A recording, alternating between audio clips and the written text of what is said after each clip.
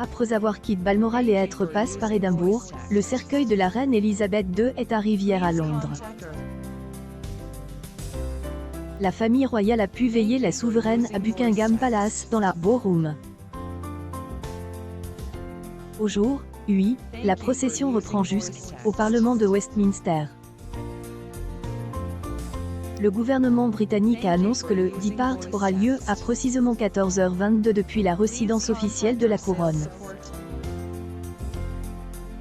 Afin de faciliter l'accès au public, des cartes sont mises à disposition de ceux qui veulent avoir une chance d'apercevoir le convoi funèbre. Les transports en commun sont mis à contribution pour guider les voyageurs.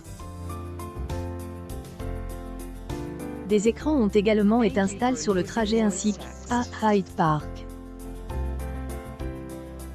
Une fois n'est pas coutume au Royaume-Uni, l'alcool est interdit. Une fois la procession arrivée au palais de Westminster, le public pourra se recueillir devant le cercueil de la reine Elisabeth II à partir de 17h. Entre 750 000 et 1 million de personnes sont attendues dans les rues de Londres. Les autorités ont prévenu que l'attente pourrait durer jusqu'à 30 heures avant d'accéder à la salle où repose la souveraine. Si le camping est interdit, le gouvernement recommande de porter des vêtements adaptés à la météo. Les Britanniques pourront se recueillir sans interruption jusqu'à lundi matin, 6h30.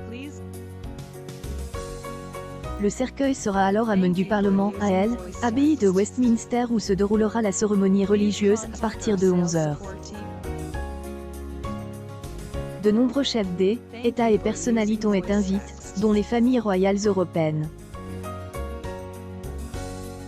Seul à être personne non grate après la BBC, le président russe Vladimir Poutine, le président biélorusse Alexandre Loukachenko et leur homologue birman Minsou. 2 minutes de silence seront respectées dans tout le Royaume-Uni à la fin de la cérémonie, qui sera retransmise en direct. Cortège funèbre se rendra ensuite à Wellington Arch, non loin du palais de Buckingham.